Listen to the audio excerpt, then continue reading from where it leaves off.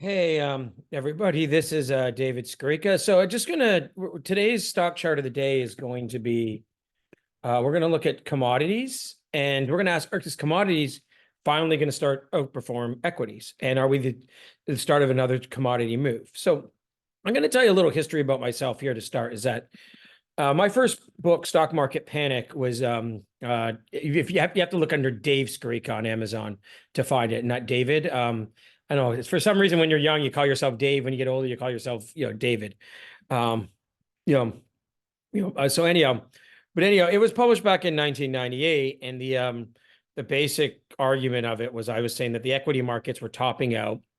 I think the commodity markets, gold, precious metals, and all commodities, oil, etc., were all bottoming, and we can see here this is, that's what essentially happened over the next 10 years. Now, my second book, which was published in like 2010, kind of continued that. And I just said that money printing was going to end the bond bubble, create inflation, and commodities would again benefit. But commodities have basically flattened the 10 years and stock market's gone crazy. And what I failed to anticipate, and I can always admit my mistakes, is I didn't understand that at that time, the QE essentially was all going to go into the equity markets, and basically the commodities markets and real assets would be shunned. And there also was in 2011 signs that there was it was too frothy in commodities. These stocks were like the iron ore companies were trading at sky high levels. There were huge takeovers. My friend Stan Barty, he sold his Consolidated Thompson, which was CLM was the ticker. He sold it for $5 billion, $4.9 billion to CLM. So, or to CLF, Cliffs Natural Resources. So anyhow, we can see that that's what happened here. We had this bottom, kind of a double bottom after 9/11, or when the recession bottomed. And then most of the money that was printed, or cheap money, went into commodities in that 7-year period into 2008. So it looks to me like we saw this generational low in commodities in 2020 after COVID, when the global economy slowed down. We've seen this huge rebound. Now we've seen a consolidation. I think we're getting ready for another run here. And of course, if you adjust for inflation, the CRB is much lower than it was back then. So let's take the CRB and divide it by simply the SPX to show why I think we're at a trend shift. So you can see even at that thing, that low here, or actually, let's look at I rather do the higher one. I prefer that. So we're going to the SPX divided by the CRB. So what we can see is the CRB, or the S&P, was trading about 7 times the CRB.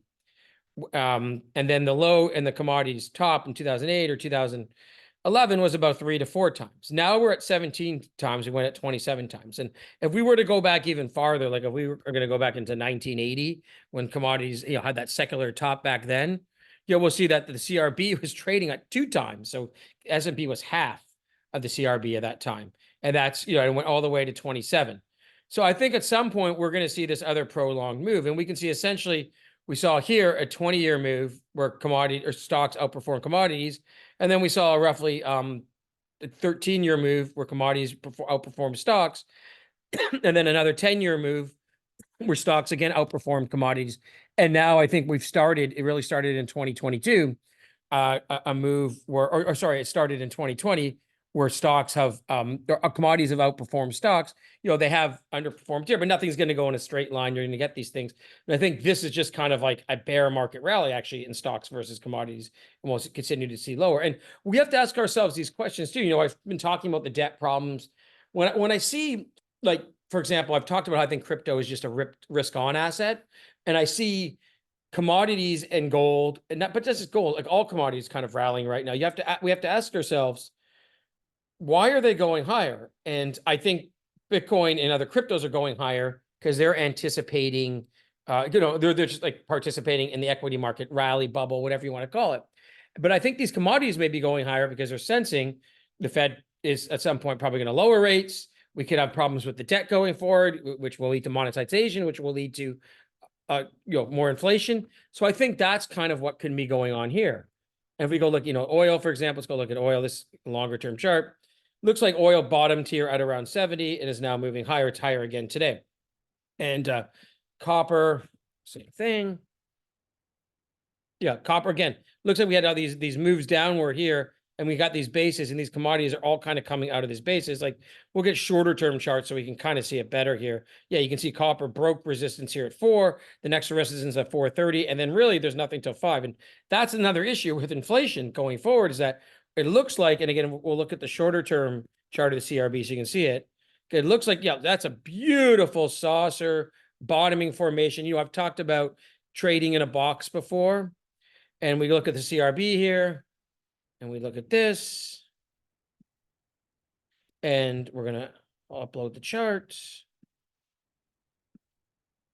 And it looks like we're about to break through this resistance and move higher.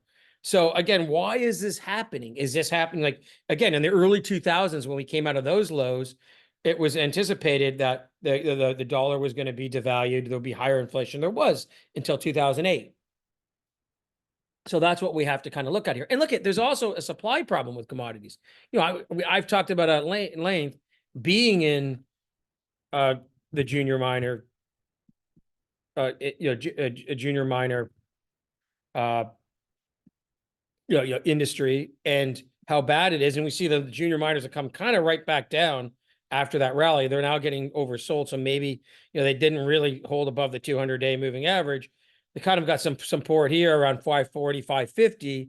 And, they're kind of getting oversold again. But like, again, we look at the junior mining index going on, and if I got 15 years, you see it's even worse. But it's up over, sorry, it's down over 50%, and it's down almost 80% from its all-time highs and 50% from its 2021 highs. And I can tell you, it's the worst junior mining market I've ever seen. Like, I've been doing junior miners for almost 30 years now, and it's worse than the late 90s.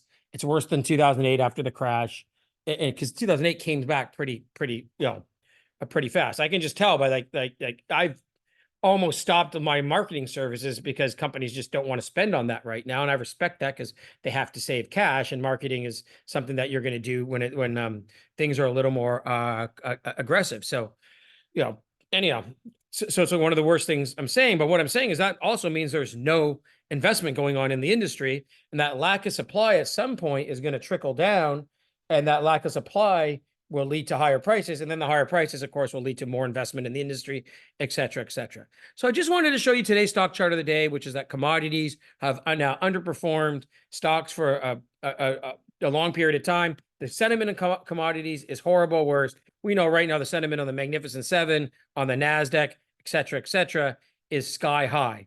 So the question is, when does this kind of shift turn? And like, the shift does not have to turn in terms of stocks have to collapse and commodities have to soar.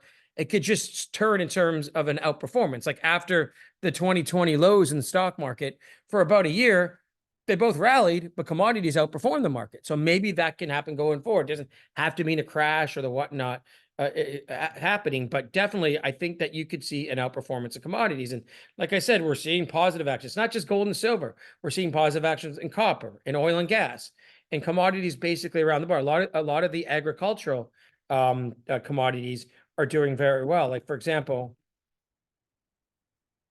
cocoa has been going.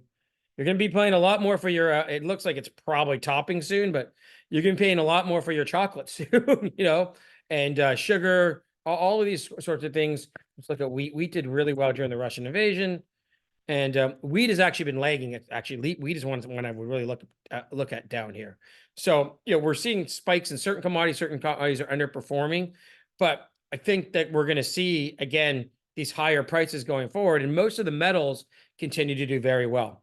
So I'm going to leave it here. And like I said, if you look at the sentiment, everyone's bullish on NVIDIA, everyone's bullish on crypto, everyone's bullish on the stock market. And has anyone taught, you watch Bloomberg? I don't watch any really mainstream financial news anymore, but are people talking about nickel or copper, or as much as I dislike, or I haven't been a bull on lithium probably is bottoming in here, because it is so beaten up. So it just looks to me like we're going to enter this phase now where commodities are, and they have outperformed since 2020, and we're going to continue to see this outperformance because they're very cheap compared to other asset classes. So I hope you enjoyed this stock chart of the day, and everybody take care and have a great time.